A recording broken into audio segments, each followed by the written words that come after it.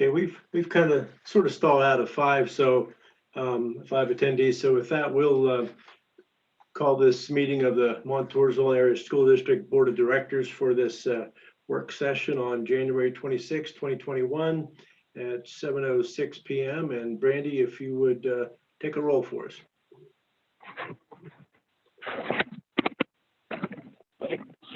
Okay, Mr. Albert is absent this evening. Dr. Beery? Here. Mr. Conkle? Here. Mrs. Marriott? I'm here. Dr. Mathers? Here. Mr. Ruffing? Here. Mr. Schimmel? Here. Mr. Snell? Here. And Mr. Ulmer? Mr. Ulmer, present.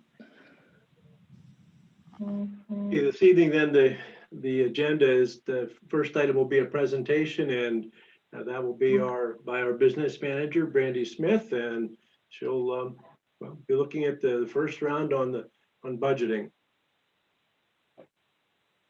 And before you get started, Brandy, let me add that the board will be discussing as part of our action items. We're going to talk about when to and how to return to in-person meetings, and so that'll be part of our discussion.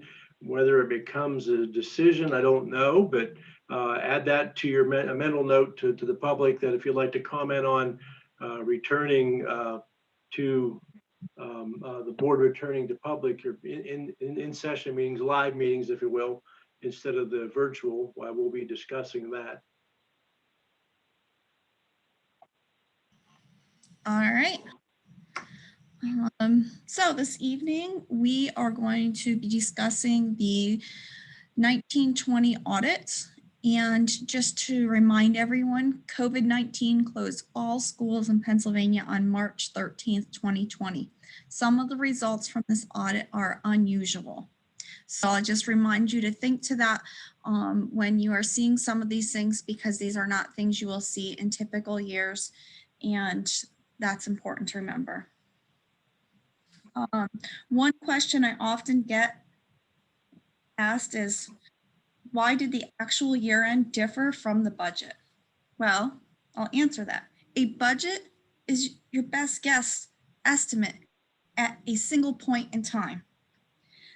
We don't know what's going to happen tomorrow. No one could have predicted that COVID was going to happen. It's the same for in your personal budget. When you're planning your personal budget, you don't plan that your car is going to break down and it's going to be $1,000. You put a cushion in there, but you don't know exactly what's going to happen. So that's why the budget looks different from the actuals at the end of the year. And I do get that question a lot. So I thought I'd start out with, sharing that as we walk through this, just remind yourself, things happen, things change, and we go, and it's just a budget from one single moment in time.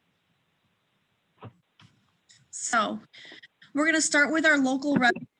I'm just going to point out some big differences and some little things here. The current real estate taxes were up $29,000. That's not unusual. It's usually up or down just a little bit. We project at 95% collection rate, and it's usually up a little or down a little every year. Your interim real estate taxes was down $15,000, which we didn't have a lot of interim real estate taxes in the 1920 school year. One of the big ones was your earned income tax. That was down $103,000. Who would have guessed that? The pandemic came, and that's where that big impact came. We were looking at meeting our budget prior to COVID-19. So, that's one of those things there. Real estate transfer tax was up about $11,000. Delinquent real estate taxes was up $47,000, and earnings on investment was up $13,000. And I want to point out there, that's the one that we bumped up for the 1920 budget. And it came in really good, but now this year it's going to be much lower than that. So that's something that can fluctuate a lot during the time period. So moving on, moving on to the rest of the local revenues. Athletic admissions were up for the 1920 school year, $9,000. The IDA funding was up about $25,000 for the year. Tuition payments were up, and this is the driver's ed and summer school, and the billings that we do out to the other districts for students that they have attending in ours, and that was up for the year. Miscellaneous revenue, I want to talk about this a little bit. We had some teachers complete grants. A lot of grants came in the 1920 school year. And so that's our big piece to this miscellaneous revenue, is those grants that came in. Our FCFP grants are in this. Our grant that we had for the machine out in the shop is in this. This is also where donations go. So you can see here we had a big jump, and this category is also not always predictable, because some years we'll see a lot of opportunity for grants and other years we will not see nearly the opportunity for grants. So overall, we came in pretty close to budget for our local revenues. We did come in a little over, even with the earned income down, and we came in just $247,686 over what we had projected. Does anyone have any questions on the local revenues? I'll take questions at the end too, but I just thought while we were on the slides, if you have a question, I'll take it. All right, hearing nothing, I'll move forward. State revenues here, basic ed subsidies pretty even. Special education was up just a little bit. Transportation subsidy was up 59,000. And in 1920, we had added an additional run. So that went up, and we also, during when we budgeted, we estimated that low. That was the first year on the payments for the new busing routes. So that was estimated low. The rental and sinking fund payments came in a little low. Property tax reduction varies just a tiny bit each year. PA block grants, that also has the PA Smart Grant in it. So the PA Smart Grant was $35,000. That's why you see the increase there. And again, that was something our teachers did and got money for our district. Other income from state, you see that was up about 222,000. This goes up as wages go up and retirement. So you'll see in other slides where our wages were a little bit higher than predicted. And that's, as the wages and the retirements go up, this other income from the state also goes up. So here we came in 324,000 over budget, and that is due from the other income from the state. Any questions here? Brandy, the basic instruction subsidy, the $4,318 decline in that, was that due to less enrollment? No, when we created the 1920 budget, we didn't have final numbers. So it was an estimate at a moment in time. And when the final numbers came in, they were a little bit lower. As we go through the budget process, we try to budget according to whatever they have out there for us at that time. So when it was originally projected, it was projected a little bit higher. That's where the difference is coming in at. Thank you. You're welcome. Any other other questions? That was a good question.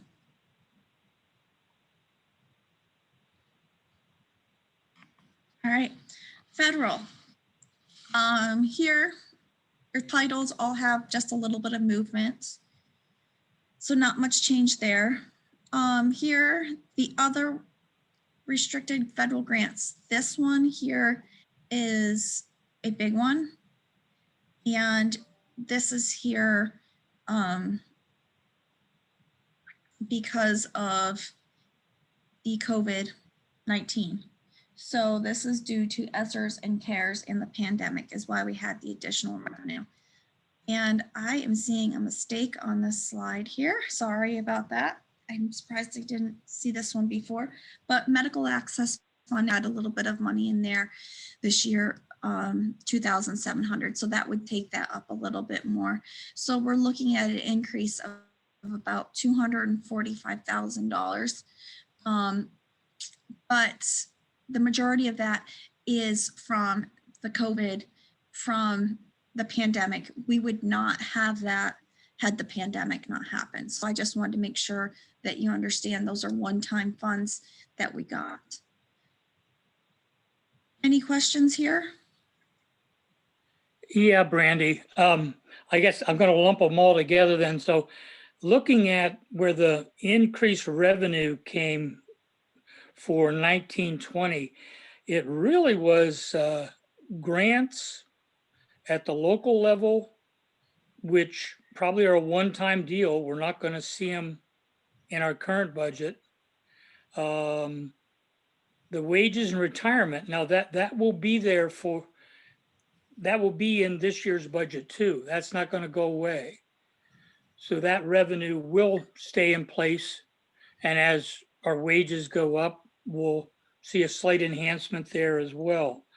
And if I understand it on the federal level, those are both grants that were specific in purpose, but will, I guess the easers too is there in our current year. So we may still see some of those grants in the 2021 year. We may, but there are monies you can't count on. Okay. A specific purpose. So you can't use them for a lot of things. So you have to use them for items that, you know, are related to COVID and that we need because of COVID. You can't just go and say, well, we're short money here, so we're going to fund this with it. So it's important to remember that through the process, because some of the money has, like the money that we receive for those grants, that money has to be spent on the items that that grant is for. They can't get that grant and then spend it on something else. Yep.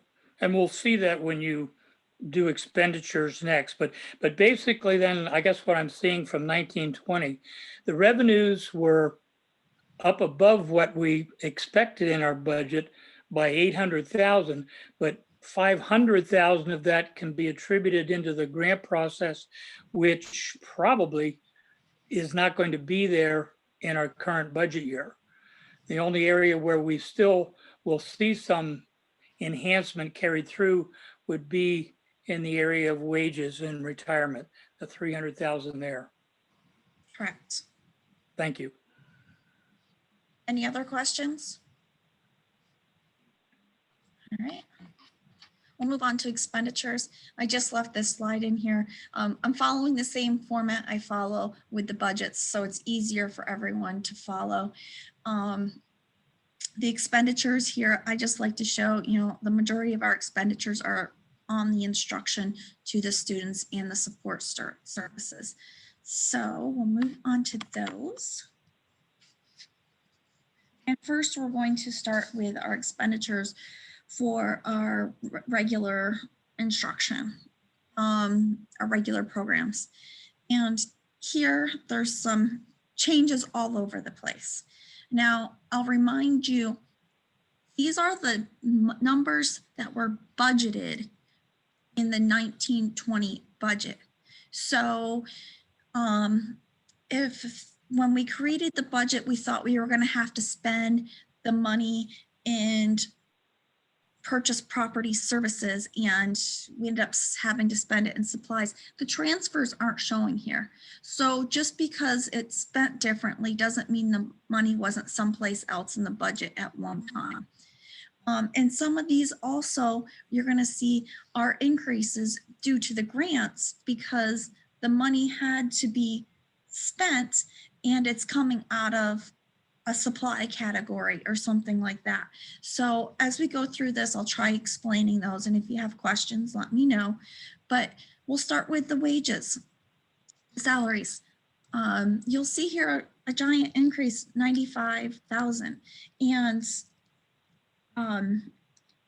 during this year, we had some teachers out, and we also had the need for an additional kindergarten teacher for the 1920 school year, if you remember, way back when we came to you and said, oh, we need a kindergarten teacher. So we didn't replace a position in another category, which you'll later on see the decrease. So right there's where you're seeing the increase. And part of the employer benefits is due to that, but they can also be contributed to people going from a different insurance plan to a new insurance plan, new hires taking a higher insurance plan. It's all a matter of circumstances, and we take that from one moment in time to make that prediction, and then it changes throughout the year. So you'll see there we're over 109,000. We're over just a little bit in the 300s, under just a little bit in the 400s. They balance each other out.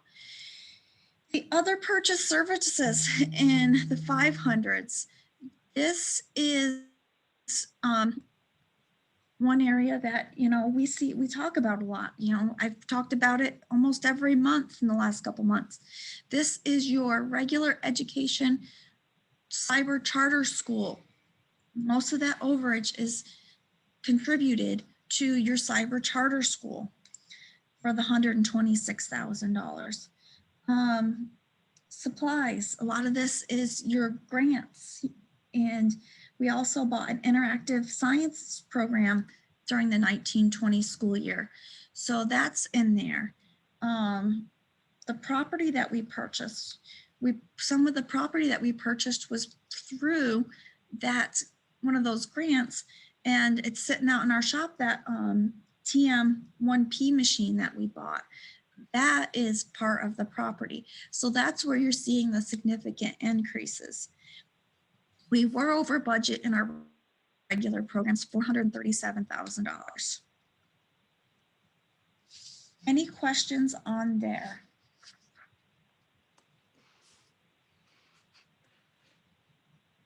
Okay, moving forward. These are our special programs. You'll see we're over a little bit in wages and employee benefits. We had some long terms in there.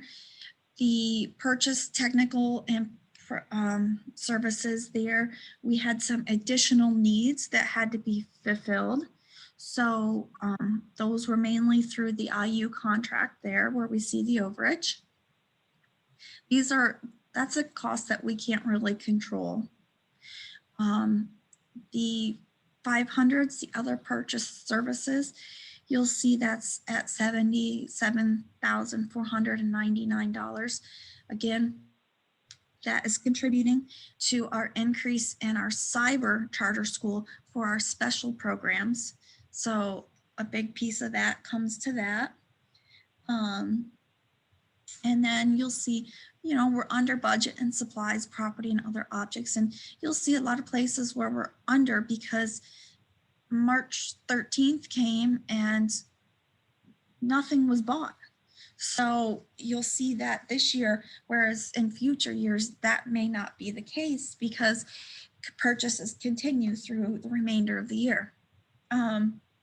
So overall, in the special programs, we were overspent by $219,187. Any questions here? Brandy, which areas here would have had CARES Act money spent, which caused over budget Nothing, expenditures. nothing. So there wasn't any CARES money. None of the services provided by the IU were covered under CARES Act money. No, those were our contract stuff that we needed. Okay. This is our special programs. This isn't our educational.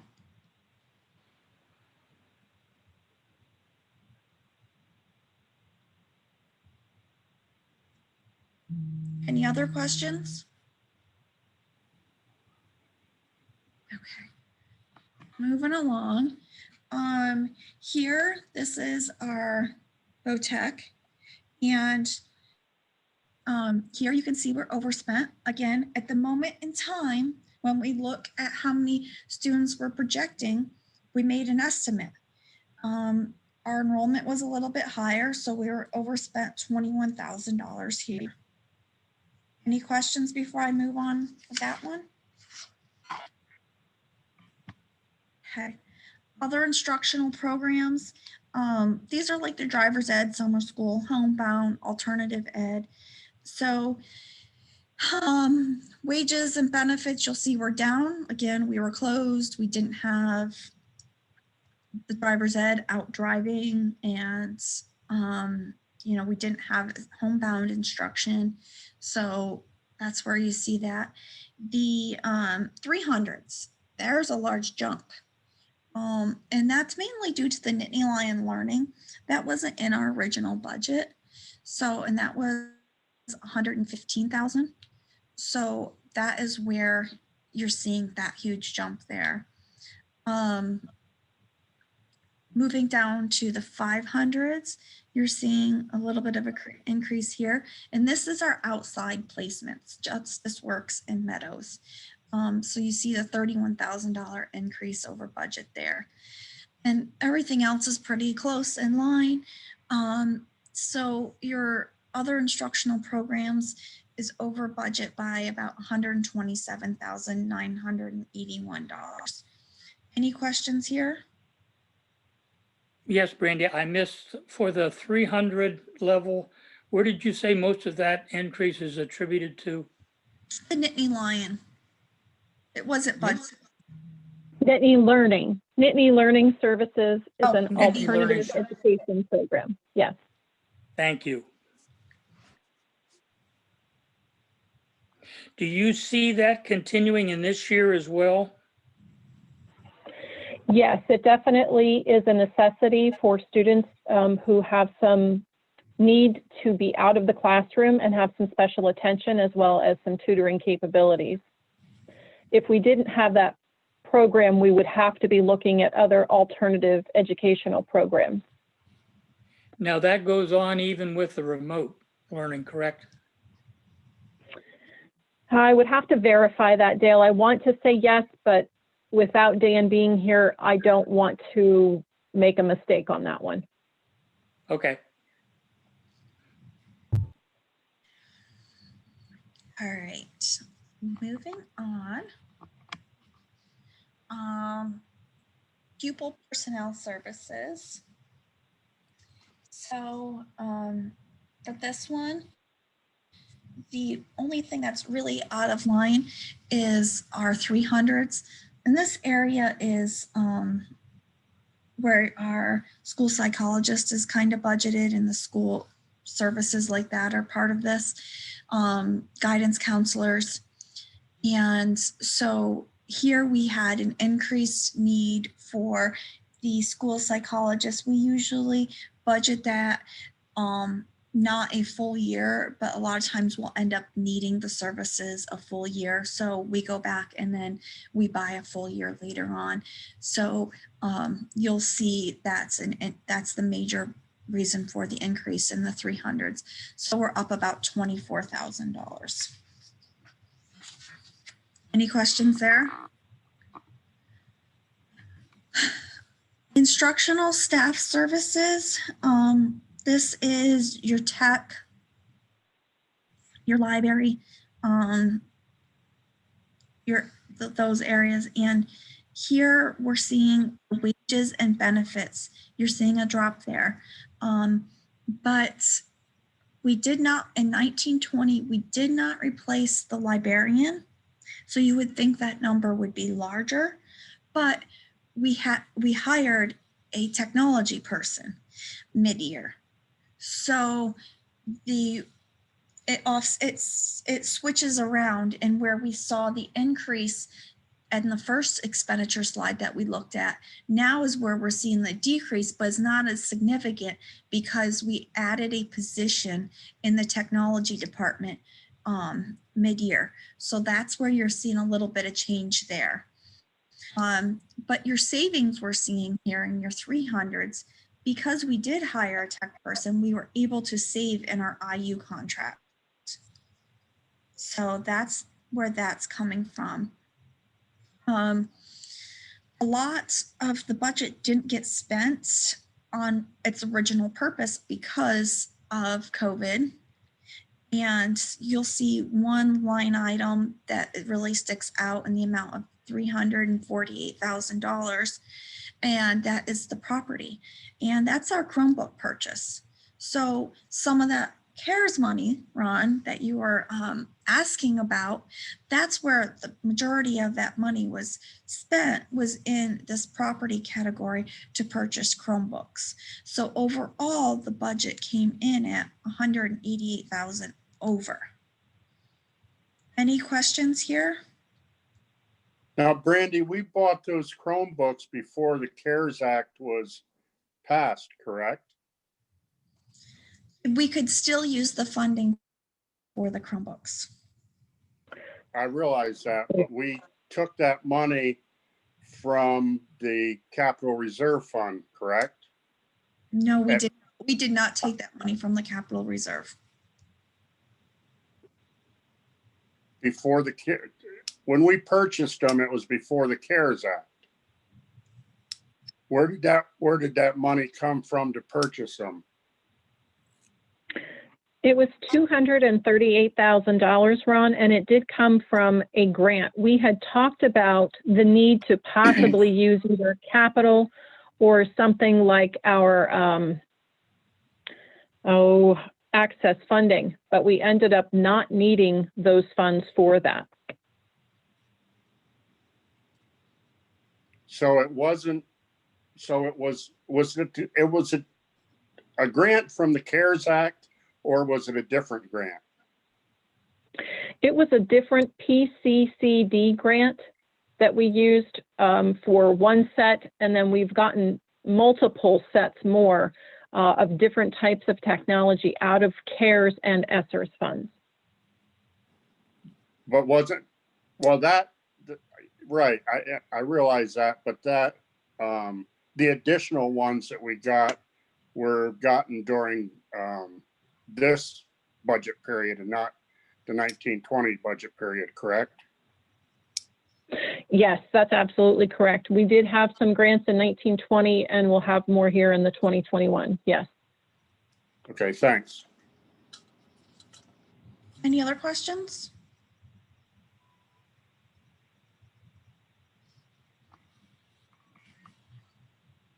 Okay, moving on to administrative services, you'll see a little bit of an increase in wages, a decrease in benefits, purchase professional technical services, you'll see an increase. That's a $43,000 increase, and that is mainly due to legal services. And then you'll see where we have significant savings, especially in the 500s of $24,900. And overall, it's basically due to COVID. Spending stopped, and the purchases were not made. And you'll see here, we ended up saving in this category $3,752. Any questions here? What was the 300 category, the increase there? Legal 43K. services, Pardon? legal services. Legal services, thank you. Mhm. Randy, the 500 category, that was mostly due to deferred spending till either not doing it at all or deferring till this year. Yes.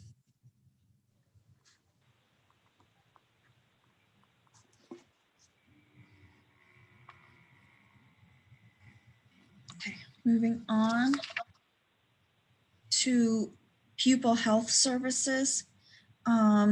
The only thing that's really a significant change here is your 300 category. And this was a need for a nurse that we needed for some times. So here we'll see an increase of the budget of $14,741. Everything else is pretty close. Any questions here?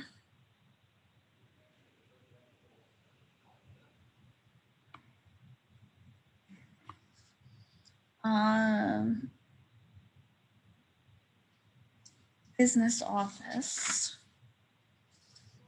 You'll see a little bit of an increase in wages and a decrease in employee benefits. Nothing, out of the extraordinary there. Just employees taking different healthcare options. 300, you'll see a bigger savings there of 21,000, and that category includes your COBRA administration, your banking service, your OPEB, and we didn't have an OPEB calculation done for the 1920 school year. We used the prior one, but it was budgeted, so that's a big piece of that also. And we did switch our bank, so banking services are much lower now. So your 400s are your repairs, and we didn't have a significant amount there. 500s were your postage. It was up a lot, not a lot, a little, but we were sending out, packages to families. So overall, this budget was down $31,662. Any questions there?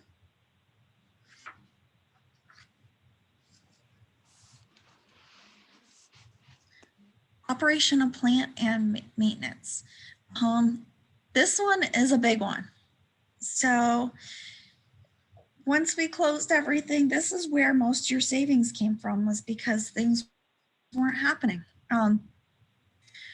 Wages and benefits, the majority of that is 2 positions opened up right before COVID. They weren't filled. So you see a big decrease there because we didn't need to fill them because no one was coming in. Your 300, your purchased professional and technical services. This includes water testing, air quality, MSDS stuff, school resource officer, a combined savings of just stuff that wasn't, just things that weren't completed because we were closed. That's why we're seeing that savings. Purchase property services. This is your trash, water, sewer, those kinds of things. That significant drop because we were closed. Other purchase services, we see a little bit, and that was for some maintenance of some equipment. Supplies, you see a significant drop because nothing was being bought because we weren't in here. So you see that there. Property, you see that increase, and that was a tractor and a plow that we had purchased that wasn't in the original budget, but some transfers had taken place to get those because they were needed. So you're seeing a decrease overall in this area of 185,000. And that's not typical. This is all mainly related to the fact that COVID hit and we weren't here. So any questions there?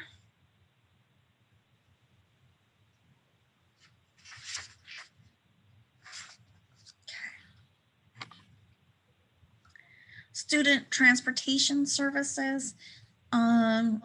Here, your biggest category is your 500s, which is your transportation. We had lots of conversation about transportation when we were preparing the budget for the 2021 school year. And I suggested that we adjust the budget because our actual was coming in much higher year after year for the services. So here's where we see that big increase of 152,000. So overall, the transportation budget came in at 150,000 over budget. Any questions there?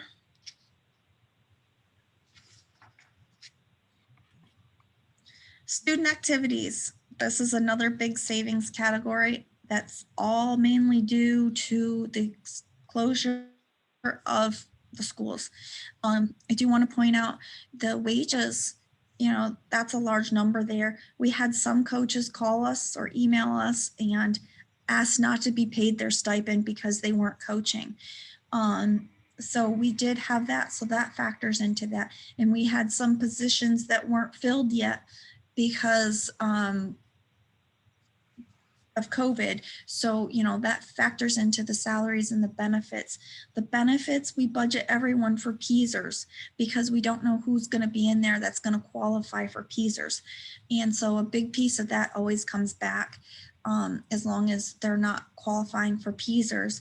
So, and with that large piece of wages, that's why that number is so large this year. And the rest of it is basically, we didn't have the spring season. So, the 500s is the transportation. We didn't pay for transportation for our athletics. So that's a lot of the savings. So there we came in at $139,950 under budget. Questions there?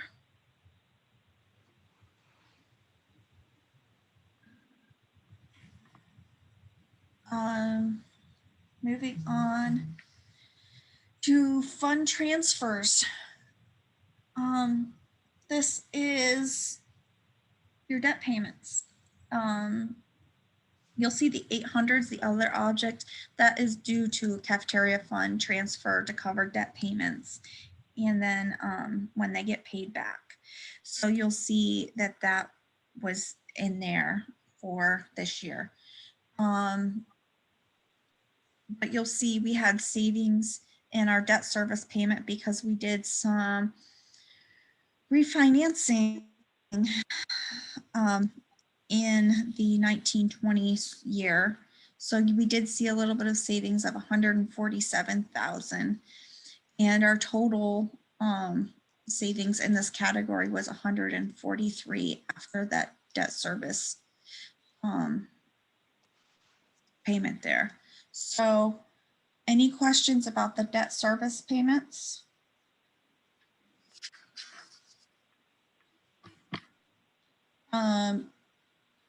Budgetary reserve.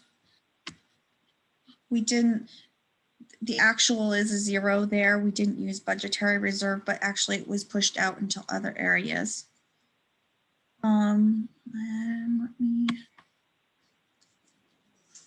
So this is a chart that shows you what we actually budgeted and where we actually came in at.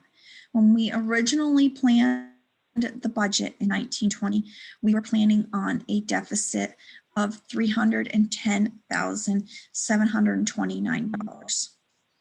Our actuals, we came in excess of $235,977.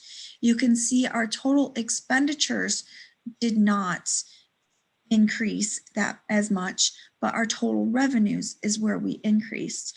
And a lot of that funding that increase was coming from the one-time funds due to either the COVID or the one-time funds from the grants.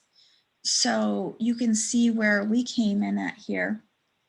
And a question that I've gotten is, how will this affect the current year? Because our budget came in, our actuals came in better than our budget. It does not affect our current budgeted revenues or expenditures, okay? All it does is increase our fund balance. Our budget for our revenues and our expenditures stays the same, but where you see the difference is here in the fund balance. So where we were on June 30th, 2019, and then you see there the $235,977 was our excess, and where we are in June of 2020. And then you can see where our assigned and unassigned balance is. So then another question came up. Should transfer the money that we spent out of capital and replace it with the excess revenues? The board could do that. But it's important to remember that once you put those monies into the capital, it is restricted for capital only use. The board could also take and put a portion of this fund balance and commit it to something like we have already. Currently, we have $359,550 committed for PSERS increases. An example of something we could use this for is to cover increasing charter school costs. It's just important that once you move the monies over to capital, it has to be used for capital costs. And I just wanted to address those couple of questions. My next slide basically says questions, but I'm going to leave this up here. I went through those last couple slides all together because I felt like the information all combined well together. So if you need me to go back, I can go back a slide, but questions on any of these? Brandy, there was $46,819 used out of the capital reserve fund. First question is, refresh my memory on what that was used for. Oh, let me see if I can find it real quick because I did not look that one up.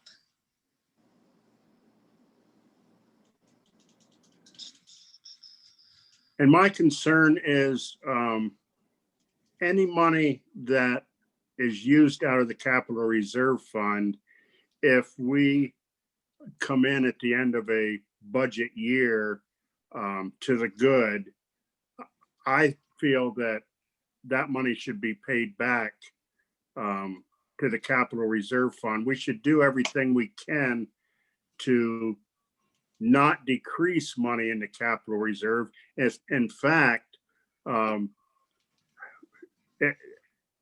a best case scenario, we would want to increase money in the capital reserve fund so we don't have to borrow as much money when we do capital projects.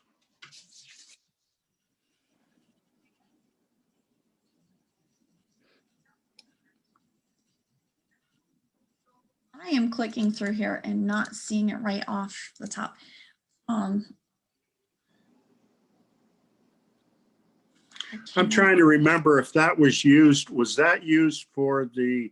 I think it was at the window sheeting. lighter. What's that?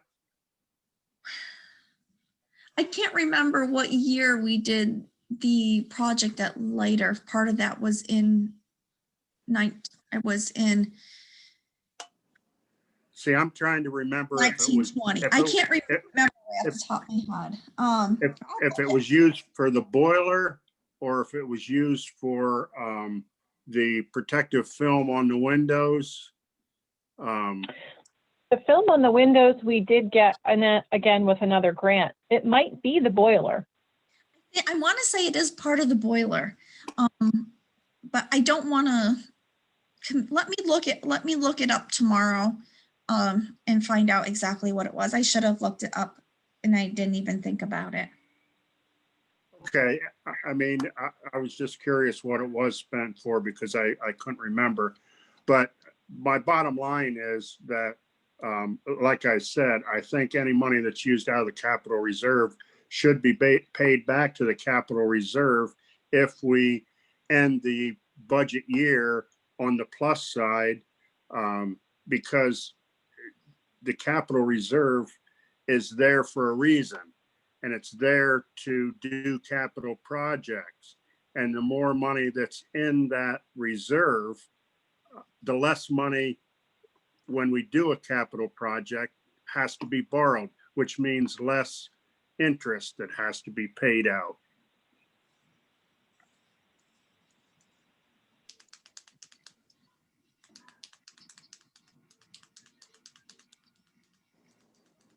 Any other questions or comments? I'd like to hear what other board members feel about what I just talked about. I think it's something, if I can chime in here, I think it's something that we need to spend some time looking at. Mrs. Basin and I spoke briefly today about an option with some of this, and we need to meet and sit down and discuss some things before we present it to you and get some answers.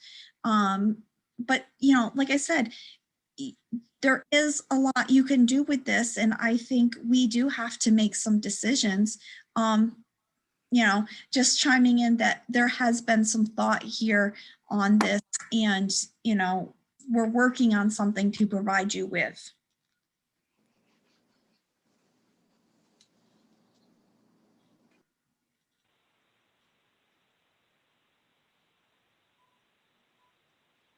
All right, I am going to end my screen share.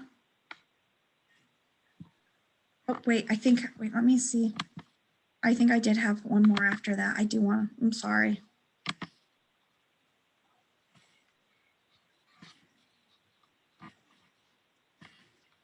Timeline for the budget. I did want to throw that up there just to share it with everyone. February, during the work session, we're going to do revenues. March, during the work session, we're going to do expenditures. April, during the work session, we're going to do full budget review. And if something comes up for, you know, the board meetings, I'll present it during my presentation time, you know, if something comes up, but that's where we're looking at going over everything.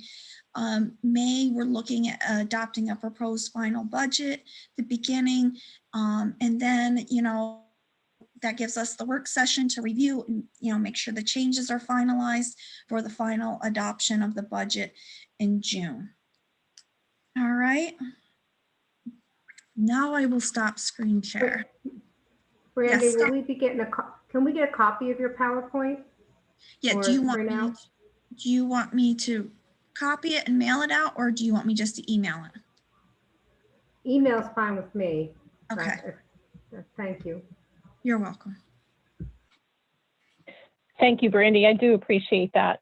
It was a great presentation. Thank you. Okay, then at this time, then we'll move on to the public comment section of our agenda. And you have the agenda items for tonight, and additionally in the presentation, of course. And then the board will be discussing later on about when the board meetings will become in person. So that, I guess you could add that to the items of commentary if you wish. So with that, Sebastian, let's go ahead and open up the public comment period. The public should know it's a 3-minute section. You get to comment on any agenda items. And I recommend, if you have specific questions, a lot of times it's just better to email the appropriate administrator or the superintendent. The superintendent spends a lot of time answering emails. So that oftentimes, if you have a specific question or need, that's where you want to go. So with that, go ahead, Sebastian. Okay, so at this time, we'll allow public comment. If anyone would like to speak, go ahead and raise your hand now by clicking on the icon on your screen that looks like a hand. as Mr. Schimmel said, we will allow 3 minutes to speak, and we just ask that you please state your full name and address before doing so.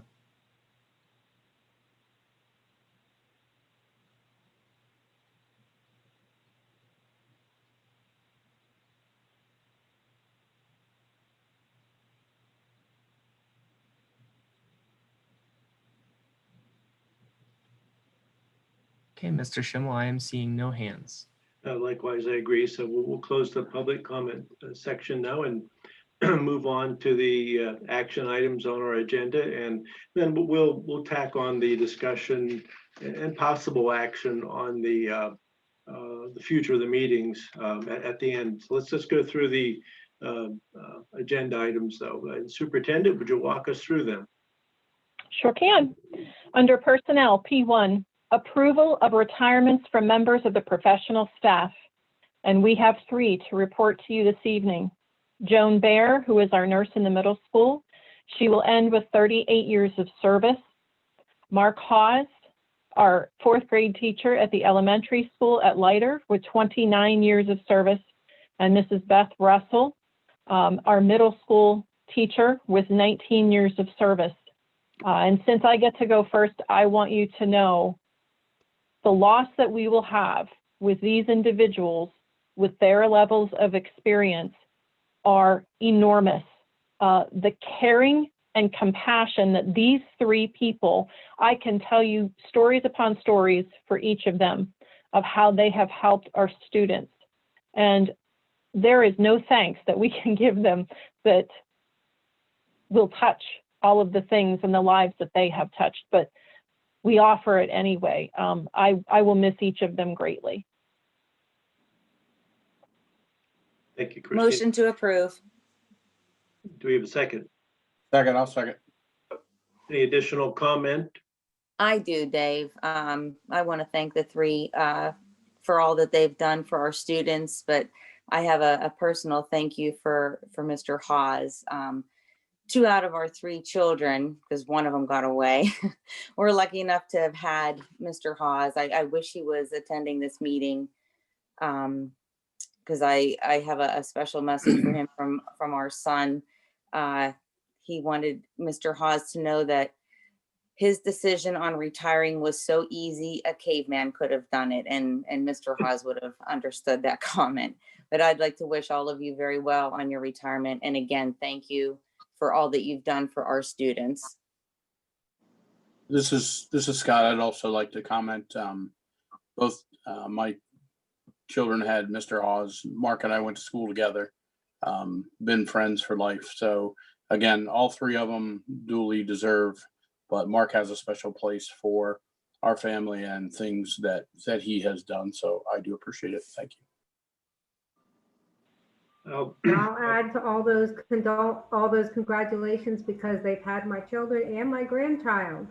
And they are definitely compassionate and caring and very competent individuals, not just in teaching, but Joan is a nurse. That's 38 years there. That's awesome. So thank you to all 3 of them and enjoy your retirement. I wanted to chime in here also. We're losing a good many years of experience there. So if I had to guess, looks like a split vote whether we approve or deny these retirements. Enjoy the 7-day weekends.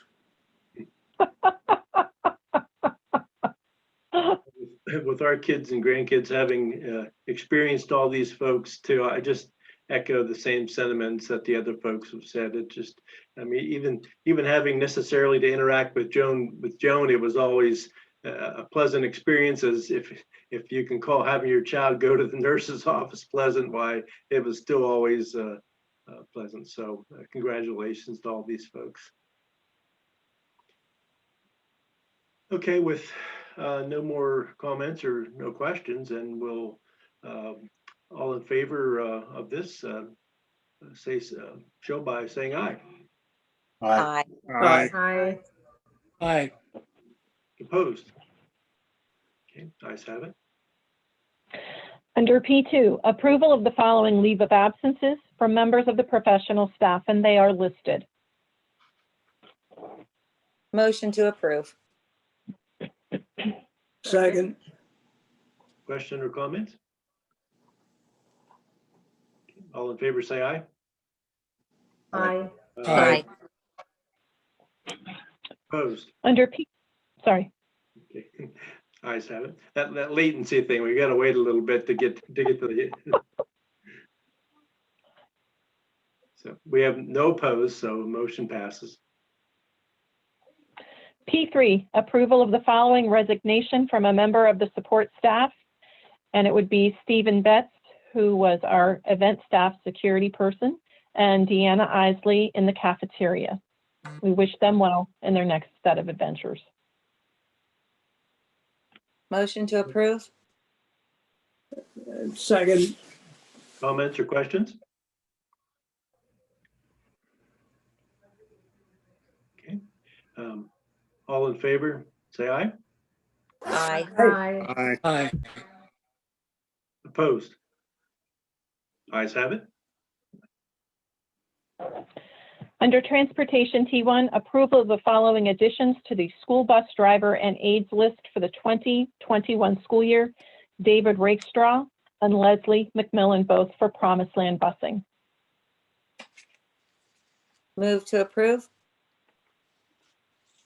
Second. Questions or comments? All in favor, say aye. Aye. Aye. Aye. Opposed?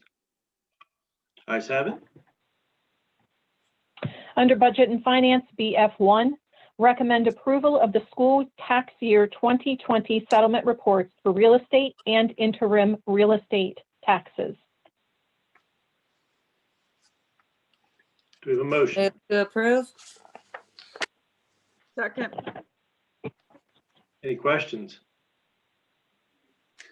Yeah, I'd like Brandy to do a brief explanation of these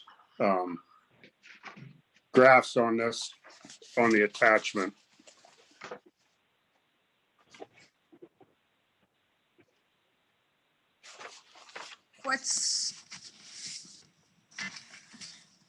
Is there a specific question or? Well, I mean, balance collectible at the beginning of the month, explain what that is. Additions during the month, explain what that is, and so on and so forth. So I can better understand where these numbers are coming from. Okay, so across your top is all your townships and all your boroughs. And then the balance collectible is the beginning amount that was total collectible from each township borough. So you'll see that amount listed under each one, the total over at the side of 12.8 million. Any additions are the during the month. So sometimes we have something that comes in where the assessment has changed. So we'll take a deduction from an exoneration, but then add it back in for the piece that it accounts to. So that's your 2A and your 2B. And then your total collectible is what was total collectible for the tax collection season. That's the total amount that was collectible at the end, basically. Okay. So that's the total taxes that you could collect if everyone paid at face and if everyone paid 100%. So the next is the face amount that was collected, because all of our taxes are done at face. So you can see, what that amount is. Your tolerances. These come from people pay $1 over, people pay 3 cents over, people pay $3 over.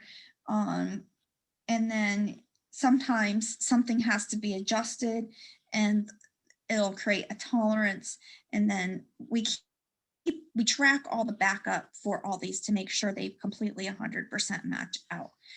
So those are any tolerances, just stuff in the software. And the line 8 is the total amount that is still collectible. So you'll see there that it says $484,371.25. And you'll see down below, she has that marked that that's what's going to collections.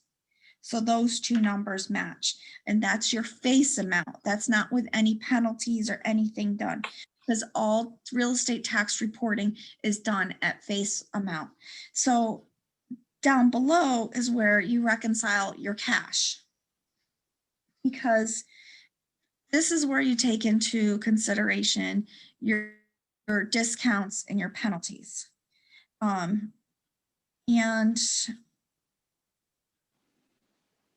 your face amount is listed first, and then it adds in your penalties. So people that paid at penalties this year created an extra $19,700 in revenue.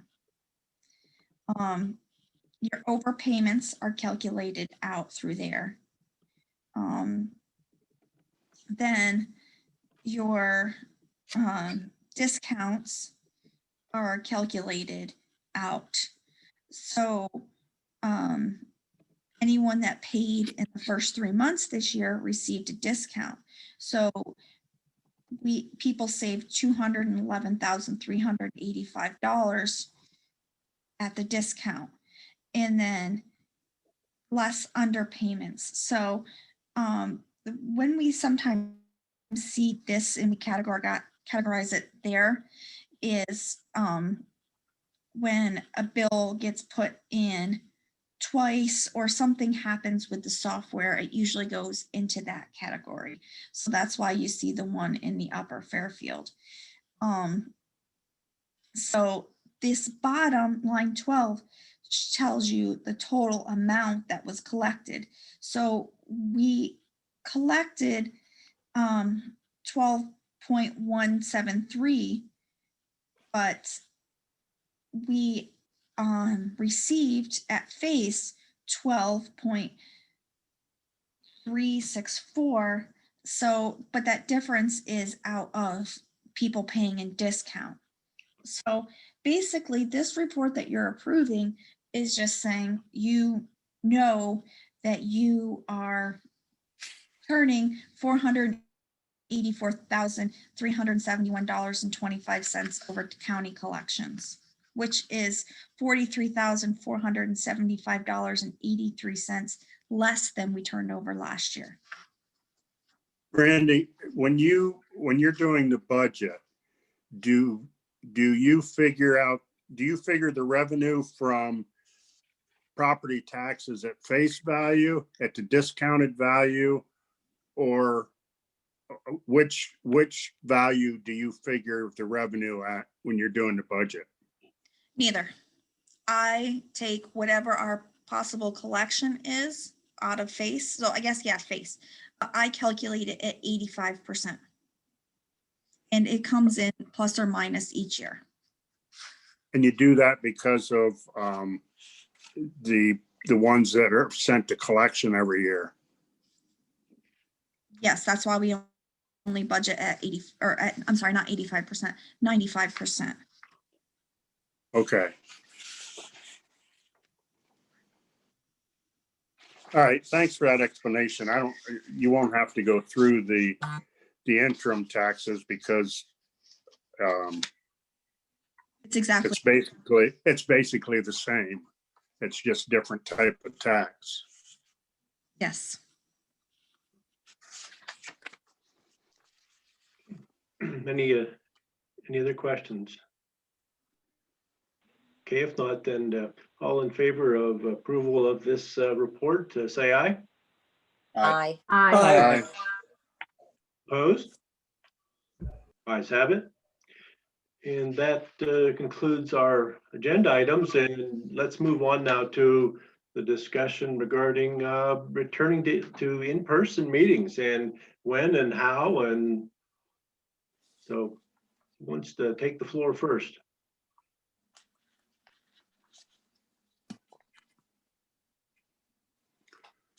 I'm in favor of returning. I think that we need to get face to face with our constituents, community members, parents, and even at times students.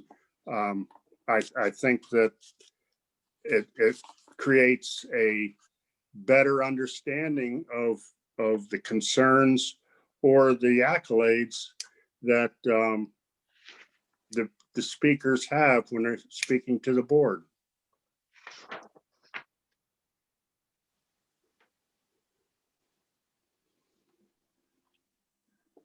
I would I be agree, in favor. Phyllis. Go ahead, Go on, Sue. Dottie. Go on, Dottie. I said I would be in favor of returning. Our numbers are coming down, although we are still well into the substantial. People are starting to get vaccinated. I would like to see us wait until March because that gets us kind of over this bad weather. We wouldn't be meeting tonight if we weren't virtual because of the road condition and the school being closed. So I am in favor of returning, but I would like to see us wait until our first meeting in March. You know, we discussed the locations, and given how the high school is still setting up for the band and chorus and how they're utilizing the auditorium, it still isn't the best in terms of setup, tear down, and the hassles and costs and cleaning and all that. So the middle school cafeteria, Joe related that he wouldn't take a whole lot to make that functional. The board would have to understand that we, of course, will be masked. We don't know if the microphone system will give horrendous feedback, because the microphones are going to be out underneath the speakers, and that's a recipe for feedback. So what we might find is we're going to have to use our stadium voice. We're going to be talking loudly through a mask. So be prepared to do that. It may be necessary. We can maintain our spacing, and we can also probably entertain, if we get 60, 80, 100 folks, we might be able to keep all of those folks spaced as well with the table spacing. We at least we believe that's the case. Now our attendance has been down significantly since we've crossed over the threshold of all the previous discussions, and that's understandable. So I think we, from an attendee standpoint, I don't think we're going to see a barrage of folks, and I don't think we have any horrendously hot button items are going to be coming up in the next few months. It may rise up a little bit attendance wise for the budget session, but historically the budget sessions did not draw monstrous crowds either. So I think we're okay from a spacing standpoint. So I'm okay with it. Dottie makes a good point about we know what February can bring, and it's a roll of the dice. Brandy, you will check on whether we can have I don't know, call it a dual notice, but a notice that says the legality of a notice that says, it would be in the middle school cafeteria, weather pending, and then we would publish something on our website, let's say that morning or the night before, saying where the meeting's been switched to. So giving us some flexibility if the weather gets in the way. So you'll check. I already sent that off. I already sent that off in an email as we were talking. So Okay, I sent it to Fred. Okay, good, thank you. All right, so that can partly hinge on whether we want to do February or March. So board, and also we had an idea perhaps of doing the work sessions virtual and the regular sessions in person. So board, what's your thoughts on alternating back and forth? Dave, Go ahead. I think, is that Sue? Yeah, go ahead, Bill. That's fine. Oh, thank you. you know, Dave, I think that's not a bad idea. That way, those who would like to attend the meeting in person once a month could. Those who would like to stay home and attend the meeting in their pajamas, of course, once a month would be able to do that also. I would also want to know from Joe Naffo what would be involved in setting up the cafeteria space in the middle school, to set it up for a meeting and to tear it down, if it'd be much more than what it was when we met in the boardroom.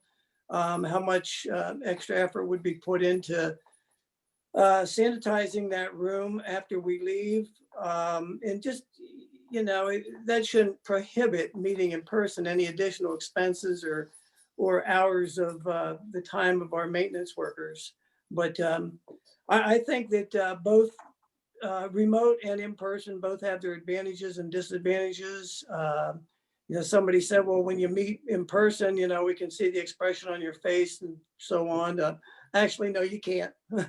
You can only see if our eyes are open. But it is more convenient. I mean, we did have good attendance meeting virtually. That's not my first choice. It's really not. I like to be right out there and face to face with folks. But the suggestion of, you know, one in person, one remote every month, I think that we could, you know, fulfill everybody's desire with that. Thank you.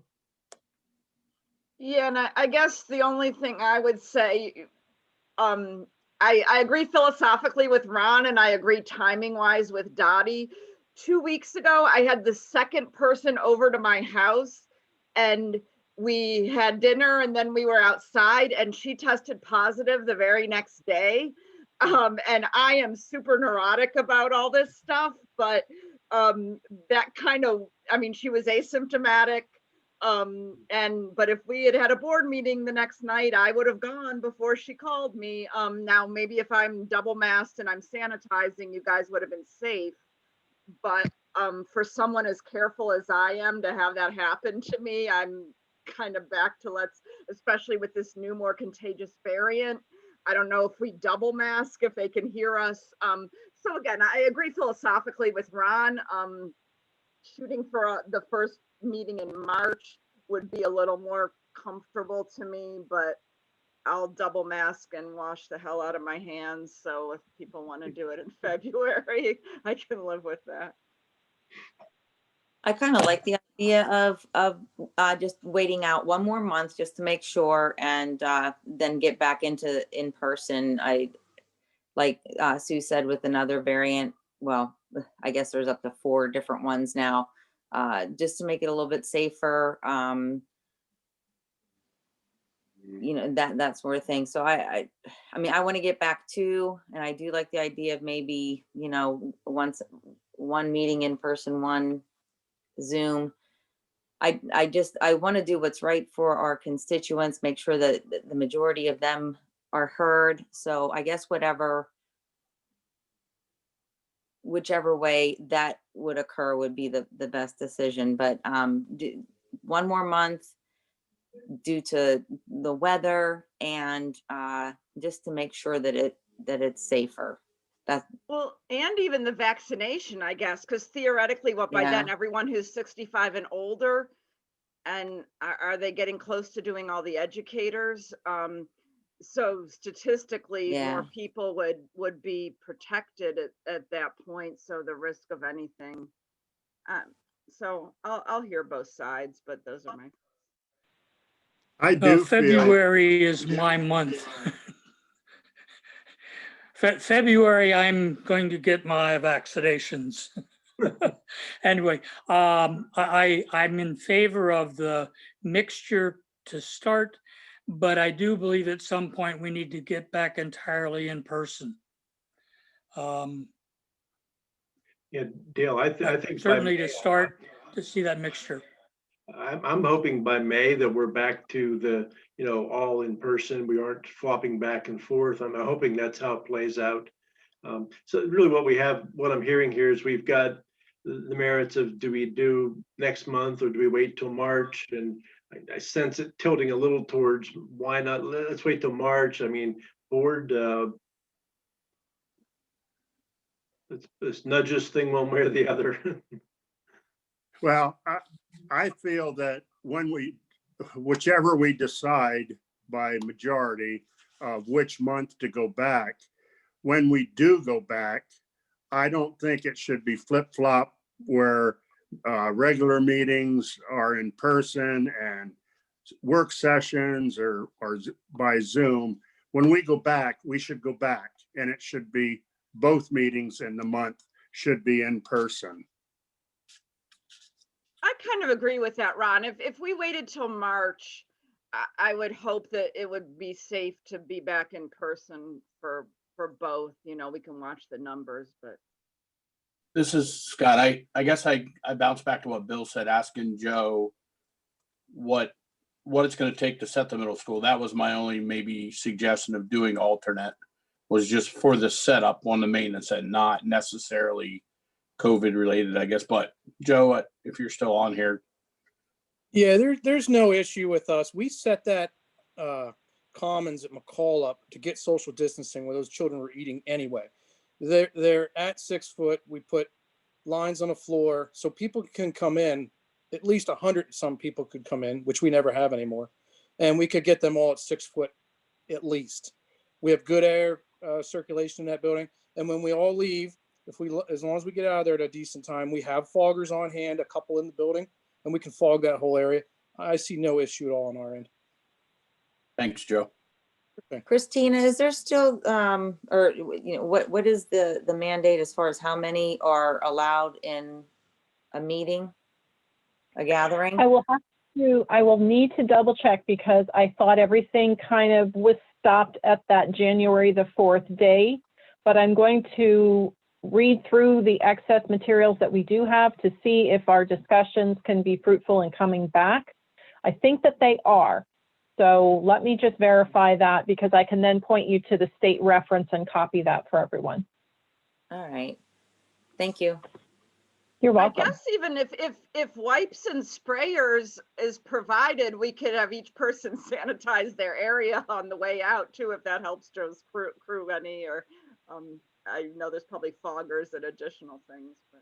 Yeah, the foggers are the best mechanism. They have really helped us tremendously move through areas very quickly and completely.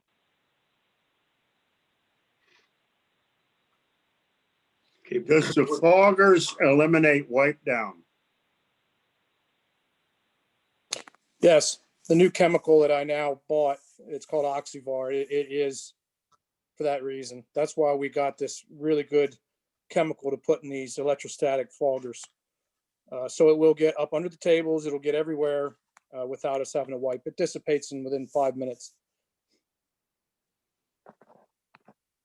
So I think if, as long as the numbers look good, if we're talking about still resuming Zoom for February and the numbers look good, then it does make sense to go back completely in starting in March for both meetings, in my opinion. Okay. I would agree to that. I agree. Okay. I guess I think we have a flavor of where we'll go then. Brandy, so we'll be looking at February, both virtual. And starting in March, we're live and in person at the middle school, and board members work on your voices because we'll have to raise our voice through the masks. We will attempt maybe the first time to see if we can have microphones, but I'm just not hopeful that it's going to work out. So the other way around it is you put everybody on the stage, but then on the stage, you know you're all visible, and whether you can get 12 of those tables up on the stage, that's another problem. That's a logistic thing for Joe. It's much Well, we couldn't put them on the stage because we use that as our choral room. So behind that wall on the stage, you couldn't use it anyway. So that just isn't a workable thing. So we would be, and you've all been in the middle school auditorium, cafeteria, whatever you want to call it. So we would be up front, in front of the stage. If we had 6, the circular tables, they're 6 foot. So even edge to edge, they're going to keep us spaced at 6 foot. If Joe uses rectangular tables, again, he can have us laid out so we're spaced at 6 feet. So, and I'll talk to Nathan about what he thinks on the microphones. He wasn't too hopeful, but we'll chat a little bit about that too. Dave, didn't Nathan also share that it may be better for us to be lined up in the back, Well, that's right. under That the was canopy area there? Yeah, that's one of the things he said, but then we would be blocked somewhat by the 2 sound system booths too. So that would block you from the audience, I think, unless you want the people to sit behind those. Yeah, okay. It'll be a work in progress, but all right. Then I guess. And a return in March, as long as the numbers still look good, that they're still continuing to go down, correct? Yeah, I mean, if we start pushing, upper 100s and all that thing again, I guess it's a different story. So yeah. Okay. Mr. Schimmel, one other thing I'd like to bring up. During the last board meeting, the majority of the board voted and approved changes to board policy 903. They evidently felt inconvenienced by board meetings that last longer than 2 hours. They also put a muzzle on parents, taxpayers, and community members by limiting the length of time and amount of times that community members can speak to the board. When I brought up the part about the agenda under the agenda about the attachment required or requests needing to be made 10 days in advance of a meeting, our solicitor informed the board that it wasn't part of the change being voted on, so it should be discussed later. The agenda is not made available to the board or the public 10 days in advance of a board meeting, so the public would not know any attachments to request until the agenda is available. And that means the vote would be taken before any attachment could be obtained. This is unacceptable. In the interest of transparency, attachments need to be available before, or at the very least, the night of the board meeting. I think that this issue should be discussed in a policy meeting to possibly change the policy. That meeting would, of course, need to be held in public. Last week, we received an email that had the opinion of legal counsel that we are doing what is required by law. Yes, we are. I understand that. We're doing what is minimally required by law. We should not be doing what is minimally required by law, but instead should be doing what is in the best interest of our constituents to provide absolute transparency. I think this part of policy 903 needs to be changed.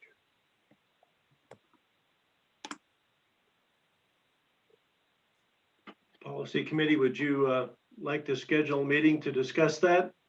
Yeah, and I was kind of curious what people's reaction to that email from legal counsel was, to, kind of awaiting that before we proceed. Yeah, I'm new to these procedures, but what would be the procedure if we at Well, least you would, discuss it further? there's a policy committee, but anybody and the public can attend it. You just would get with Brandy to schedule a policy committee meeting, Okay. and at a time of your choosing with the proper notice, and she'll put the notice in the paper, and you send an invite to the whole board, but it can just be the committee or any interested board members, and just work through the issues. Good. One statement, though, you cannot have a quorum at the policy committee. So that's one thing that we have to be very aware of. You have to have no more than 4 at the policy committee meeting. So you do already have 3 members, I believe, Dave, Yes. for the policy committee. You could have 1 more board member along with the public to be participating in that. I also wished to share that yesterday, Richard did let me know, Richard Galtman, who was the attorney who provided that information. He asked me to call him. I called him yesterday, and he said that he wished to discuss that particular 10-day item with Stuart Nade from PSBA. And Stuart Nade is the legal counsel with PSBA. And Stuart, upon review of that, realized that Montoursville is the only district that has the 10-day citation in there. No other districts have it, and nor did PSBA ever have it. He believes that it was probably crafted sometime the late 80s, 90s, somewhere along the way, and that it was put in there by local control, that it had nothing to do with PSBA. And he just wished to make sure that that was clear. So he wanted to share that with me, and I'm glad Ron brought it up so that I could share it with you as well.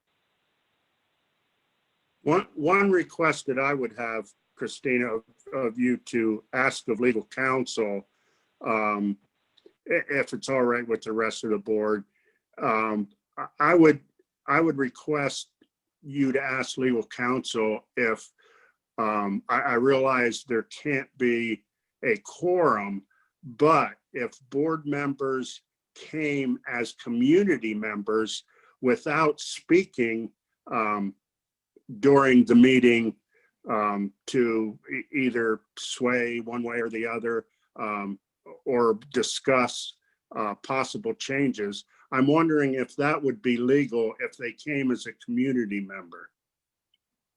And Ron, are you saying the board member would sit in the community seats as the public and would still be able to participate vocally in the meeting, or would participate in the meeting without any kind of communication? Well, I think it would. I think you would have to ask it both ways.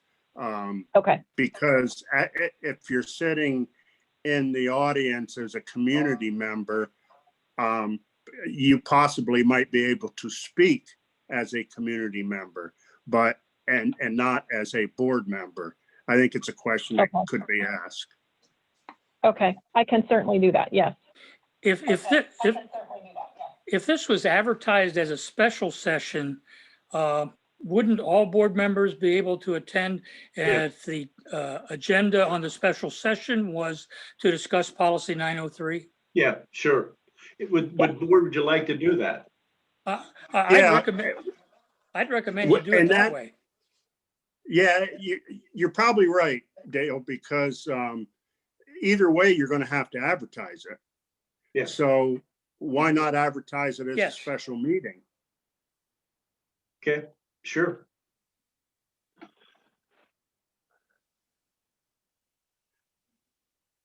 How does Tuesday, February? That'd be my recommendation. Yeah. Tuesday, February 2nd, folks? It's okay by me. Yeah, that works for me. What date again? Tuesday, February 2nd, next Tuesday.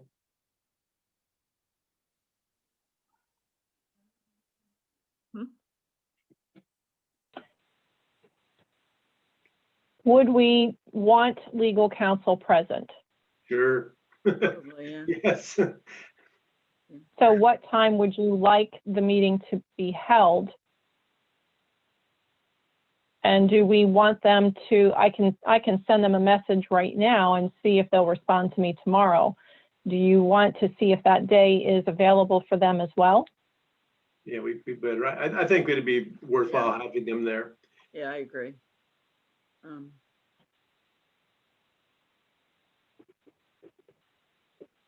And I am asking Richard, since Richard has been the one from Mike Levin's office to help us, I would ask Richard, unless you would like me to work with local Fred, or you would like me to work with Mike Levin straight into his office.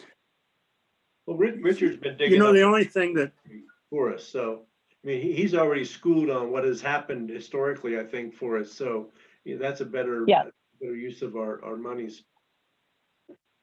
The only thing that I want to bring up here in regards to having legal counsel there, I don't think he's already said that no other school district has that limitation. He's already said that PSBA, or not PS, yeah, I guess it was it PSBA that told you that PSBA had said that that's never been one of their policies that they advised on. So No, wait, I think let me just clarify, Ron. I just want to clarify. The only thing in that policy that was not PSBA was the 10 days. That Right, section right. that you, okay. All right. I just wanted to make sure when you said that policy, I didn't want people to think it was in its entirety. That's all. No, not the whole 903 policy, just the fact that, so what the meeting would be about would be, do we want to do away with the 10 days and make the attachments other than the ones that need to be redacted, because we all know that there are some attachments that would have to be redacted to the public. So other than those, do we just want to make a decision on redacting or doing away with the 10 days? And I would at least give him an option to share with the board why it could be or why it couldn't be. And he can cite legal cases where it could be or it couldn't be. I think it's just best to hear him. And I don't know, Ron, that he's going to disagree. I believe that he's going to tell you, you should or you shouldn't do these things. And at least then you have the guidance that you would need if you're putting something in place. You already know what legal guidance has said. So I don't have to ship it off again and have him relook at it and talk to me so I come back and talk to you. It's all done at one time. But how can there be legal precedence if no other school district has that? No, you're talking about two different things. You're talking about the 10 days and then you're talking about attachments. And my reference would be to those attachments, because the right to know law does speak to the attachments, and it speaks to them being represented as a document after the board makes a motion that they are not public documents until the board actually motions on them. So that's the piece that I think he would weigh in on. He'd probably tell you to take the 10 days out, because after he talked to Stuart, he said, he never gave us up. And that was the one thing he said, I never gave you up in the conversation, but Stuart pulled it out and said, the only district I know who's ever had that is Montoursville. And you have to understand, Stuart's family, I believe, is from Montoursville. So it's kind of funny that he pulled it right out. Not that we were not telling him who it was, but Stuart's very efficient. Okay, I'm sure there's going to be plenty of conversation during the meeting on that 10 days and when they would be made available. All right, so let me send him an email as well and ask if he could be available on the 2nd. And did you want it at 7? Did you want it at a different time? I guess I'll just ask him if he's available first. Or 6:30 start better for you? 6 o'clock, Six? somewhere in that range sounds good. You want to ask him for 6, Christina, and then if he's more available at 5:30 or 7 or whatever, we can. Okay. Okay, we want to nail it down for the 2nd regardless, and then we'll plug in the time as soon as you hear, or do you think you'll hear within a moment or two, Christina? I won't hear within a moment or two, but I will hear by tomorrow. Okay, so let's firm it up for the 2nd, and then the time to be determined based on the attorney's availability. Does that sound fine with you all? Okay. All right. Then with that, I think we're done. Board? If we are, I'll entertain a motion to adjourn. Motion to adjourn? With a second. Second. All in favor, say aye. Aye. All right. Aye. Okay, sounds like we're going to adjourn. Hi. Good night, folks.